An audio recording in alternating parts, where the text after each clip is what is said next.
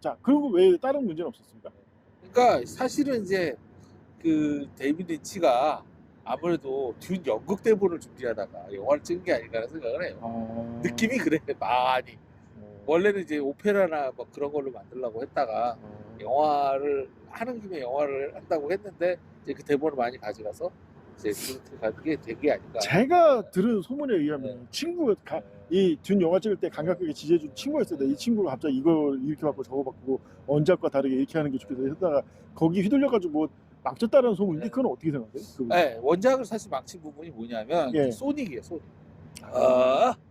그 소닉 무기가 원래 없어요, 원작. 아, 원래 소닉 무기가 없는데 그냥 그거를 막 한 거군요. 그러면 자, 그러면 여기서 한 가지 의문이 있는데 그러면 소설에서 진짜 주인공이 왜 그 엄청난 그 정복자가 되고 프레미이 왜 강해졌냐 이거예요? 네. 그거 뭘로 강해집니까? 그러니까 사실은 이제 얘가 일종의 그 저기 그 게세리트에 배운 그런 무술을 결합을 해요. 아, 그래서 뱀처럼 움직이면서 공격하는 그러한 그 무술을 만들어내요. 아, 그래서 그걸로 다 훈련이 됐어요. 그러니까 이게 쉽게 해서 칼을 쉽게 더 잘 쓰게 돼서 네. 그걸로 이긴 거다. 아, 그러면 그러니까 이해는 가네. 그러니까 그 당시 특수 효과라든지 그 당시 어떤 제작 환경이 있었으면 그런 식의 무술을 표현하는 게 한계가 있어가지고 음파 무기라는 그러니까 변종 무기를 만들어냈고 네. 거기다 레이저 무기도 있고 막 그래서 그 원작 팬들에게 욕을 바가지를 거예요. 네, 그렇죠. 원래 칼싸만 해야 되는 네. 거기서 순수하게 칼싸만 해야 되는데. 그게 이제 어쨌든 이게 이제 홍콩 무술 영화가 먼저 나오고 나서 만들었으면 성공하지 않았을까 실은. 아, 그러면은 지금 이런 상황에서 볼 때 투에서는 네. 홍콩 무술 영화가 대대적으로 채용될 가능성이 있으니까 성경식 액션 같은 게. 가능성이 없지 않지 않을까요 느낌이? 그러니까 왜냐면 원작 소설에 나오는 그 뱀처럼 움직인다는 게 지금 핵심이고 아마 2부의 핵심이 그 뱀처럼 움직인다가 사실 어떻게 보면 중심이라고도 할 수 있네.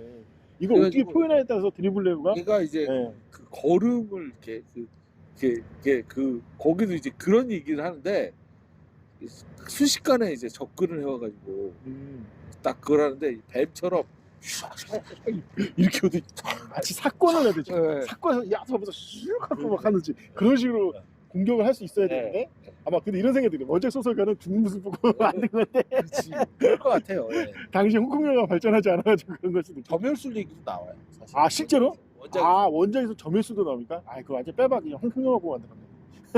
그러니까 사실 느낌을 보고 네. 키스 드래곤이라는 영화가 있어요. 아, 그 이영걸 나왔던 거. 아. 사실 그 느낌이 사실 많이 아니면 비슷해요. 죽음의 다섯 손가락을 만들지 않았을까? 왜냐면 그 네. 헐리우드 박스오피스 1위를 차지했던 그렇죠. 그거 뭐였더라? 어떤 철사장. 예, 예. 그 어떤 왜 죽음의 다섯 손가락이 유명하냐면 한국인 그쵸, 감독이 예. 만든 영화 중에 혹시 박스오피스 1위를 한 영화가 있는가 찾아봤는데 에이, 설마 있을까 했는데 있는 거예요. 아, 그래가지고 있어? 그 제목이 그러니까 죽음의 다섯 손가락. 아이고 이게 왜 얼마나 당시 헐리우드의 지대한 영향을 미쳤냐면 그 유명한 킬빌의 핵심 모티브가 이 죽음의 다섯 손가락. 그쵸. 그래서 마지막에 여자 주인공이 그 나쁜 놈 두목두목 여자 주인공이 쓰는 기술이 거기 죽음의 다섯 손가락. 아, 그거잖아요. 죽음의 다섯 손가락. 그걸로 하는데 그만큼 이 생각보다 이 헐리우드의 이 죽음의 다섯 손가락이 엄청난 영향을 미쳤고 아무래도 물론 원작 소설이 언제 쓰여진 거죠? 죄송한데. 1960년대 말에서 70년 초. 아, 그러면은 이제 죽음의 다섯 손가락이 약간 이거 내가 직접 자료를 찾아봐야겠는데 뭐 아마 뭐 죽음의 다섯 손가락 말고도 이제 홍콩 영화가 한참 뜨고 있었으니까 그 당시 아마 영향을 아무래도 받긴 받았나 보네요. 네. 사실 점을 쓰려면 빼박이죠. 사실은 이제 네. 그 느낌이 얘네들이 프레멘이 지금은 이제 느낌이 네. 중동 느낌 나잖아요. 중동 필이 나는데 사실은 거기서는 이제 동양인 필. 원작 소설은 어떻게 보면 빼트공에 가깝지 않을 네. 수 있겠네. 빼트공 쪽에. 그런 동양 환타지에 가까웠어요. 그랬었군요. 그런데 이제 이걸 리치 감독이 욕을 먹고 실패할 수밖에 없었던 게 결국 이 동양 감성, 동양 무술 같은 거를 전부 차용해야 되는데 아직 할리우드 영향이 거기는 미치지 못했다. 그렇죠. 그래서 어떻게 안타깝네요. 그러니까 린치 감독은 나름대로 한다고 했는데 어떻게 보면 자신의 영향을 최대한 했는데도 근데 욕을 프레멘 먹는 복장 보면 느낌이 그 서브제로 느낌 많이 나잖아요. 예, 맞습니다. 예. 동양 닌자. 동양 닌자 복장.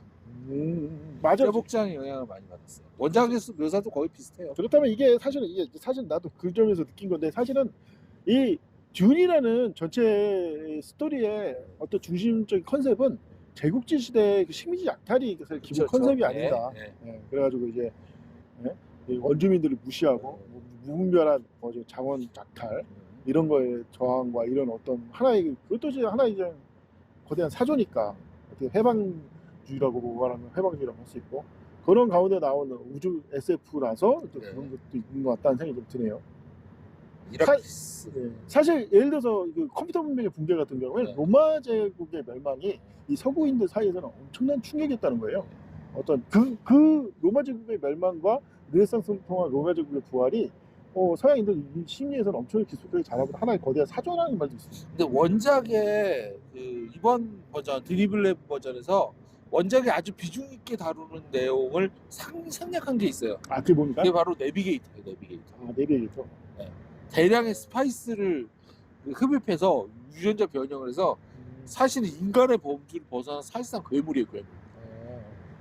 뇌가 이렇게 크고요. 알아요. 그 모양이 이상. 린치 버전에서는 네. 나오지 않습니까? 나오죠. 나도 그리고 이제 그 네. 리치 버전에 있는 얘가 이제 막 뭐 코에서 이상 광선을 막 쏘더니 공간 이동을 시켜주고 막 그런 장면이 나오는데 예. 이 디니블레브 버전에서는 그런 우주형이 아예 그냥 생략됐어요. 아, 예. 그 부분은 참 괜찮은 것 같아요. 그냥 항해사라고 표현하는 그냥 인간 내비게이터. 비슷한 그냥 좀 약간 똘똘한 애들 수준으로 이제 표현한 것 같더라고요. 네, 그쵸. 거기서는 이제 이상한 가스 같은 거 이렇게 예. 쓰고 있는 마스크 쓰고 있는 예. 그런 사람으로 표현했는데 원래 그렇게 안 생겼고요. 거대한 통에 들어가 진짜 예. 거기 묘사가 거의 비슷해요. 네. 거의 뭐 코끼리만한 리치 버전에 코끼리만한 뇌 덩어리 그 정도였는데 여기서 그게 왜 그랬을까? 왜 데닐르는 그런 그게 좀 약간 그 부분이 사실 욕을 좀 많이 먹었어요. 오히려 그러니까 아니 왜냐하면 이제 그 데이비드 린치도 그 장면을 했고 TV판 둔도 있었는데 네. 거기서도 그 장면이 이렇게 딱 해가지고 뭐 갤럭시를 연결하는 뭐 이런 걸 이렇게 묘사를 하는데 이건 좀 그 부분이 묘사하기가 너무 힘들어요 사실. 사실은 내가 보기엔 묘사하기 힘들어서 안 한 건 아니고 디니블레브의 철학이 그런 거는 배제하는 것 같다. 그렇죠. 그러니까 내가 전체적으로 이번에 나온 듄을 전체적으로 보면 이거는 엄밀히 이제 SF 영화보다는 네. 서사적 그 어떤 그 역사적인 그러니까 최대한 그래도 어떻게 보면 굉장히 그 SF적인 요소를 많이 배제한 건 아닌가라는 생각이 좀 들었습니다. 예를 들어 비행선 그러니까 왜 그랬을까? 그게 디네블레브의 철학이고 좀 CG 최대한 배제하고 그게 맞아. 그 때문에 아마도 인간 드라마를 좀 더 치유하고 싶고 그런 게 나와버리면 그 자체가 너무 이질화돼가지고 너무 판타지화돼서 그래가지고 자기가 추구하게 됐던 그런 현실감이나 현실처럼 느껴지는 거기에 방해가 될까 아닌가 해서 이제 어쨌든 원작에서 상당히 중요한 장면이고 예. 비중 있게 다루는 장면이 내비게이터에 대한 맞아. 사실 이게 얘네가 게임판의 오르도스인데 어쨌든 근데 이제 그것을 하나의 거대한 세력으로 표시할 정도로 강력한 건데 여기서 그걸 완전히 그냥 그 통째로 드러냈어요. 좀 아마 의미적으로도 괜찮게 그 부분이 가장 큰 차이가 나요. 어떻게 보면 그것이 린치 감독의 한계가 무술적인 그런 요소에서 한계를 느껴가지고 뭐 레이저 총이라든지 문파 총이라든지 이런 걸 했듯이 딘블레브도 거기서도 좀 한계를 느끼니까 이 딘블레브가 생각보다 SF에 좀 약하다는 생각도 드네요. 이게 왜 약하냐면은 이 사람이 사실 이 딘블레브의 지금까지 가장 최고 작품이 뭐냐면 시카리오거든요. 시카리오에서 보면은 그 냉혹한 그 첩보라고 할까 첩보면 첩보고 이제 이런 마약 관련해서 이제 벌어지는 그게 핵심은 리얼리티하게 판타지적으로 다른 게 아니라 리얼리티하게 그래서 액션이나 이런 것도 상당히 리얼리티하게 다뤄졌다. 나는 개인적으로는 데이비드 린치 최고 작품을 어라이벌이라고 생각을 해요. 어라이벌? 최근에 만든 그 어라이벌이? 그러니까 우리나라에서는 이제 어라이벌이 아니라 컨택트라는 이름으로 개봉했죠. 아주 외계인을 너무 사실적으로 잘 그렸어요. 원작도 좀 그렇긴 하지만 그래도 너무 게다가 이제 언어가 곧 무기다. 그 언어를 배우면 그 해당되는 문화권을 익힐 뿐만 아니라 그 언어가 가진 능력까지 흡수한다는 어떤 원칙과 철학을 가지고 시공을 초월하는 애들이 시공을 초월하는 언어를 쓰니까 결국 시공 초월하는 능력을 얻게 된다는 이거 상당히 참신하고 괜찮았고 저는 그 느린 톤에도 불구하고 그 착착착착 교차 편집되면서 나중에 저기 그 중국 그 장군하고 서로 통화를 하는 그 장면이 미래를 내다봐서 그때 할 얘기를 그때 거기서 해주는 바람에 얘가 그 핵폭탄을 안 쏴가지고 멸망기를 넘기죠. 그러니까 이 린치 감독의 장점이 있고 드네빌 감독의 장점이 있는데 어떻게 보면 둘 다 한계가 명확하다. 그리고 자기 한도 내에서 최선을 다해서 만들었지만 뭐 어떻게 보면 본인 이제 독자 스스로가 그 선택을 했거든. 좋아하는 거 좋아하고 뭐 아쉬운 거 아쉬운 대로 생각해 보면 이 듄이라는 그러니까 여기서 그렇다면 이 두 감독이 나름대로 할 건 하고 버릴 건 버렸다는 얘기는 그냥 준 작품 자체가 뭔가 참 뛰어나다면 뛰어날 수 있고 어떻게 문제가 있다면 문제가 있다고 할 수 있다고 생각해요. 영화하기는 문제가 많죠. 왜냐면 이런 생각도 들어요. 이게 아마 월남전을 네. 굉장히 중심으로 네. 월남전이 왜 중요하냐? 이 네. 사실 동방 세력과 서방 세력의 충돌이 중에 하나가 이 월남전이란 말이에요.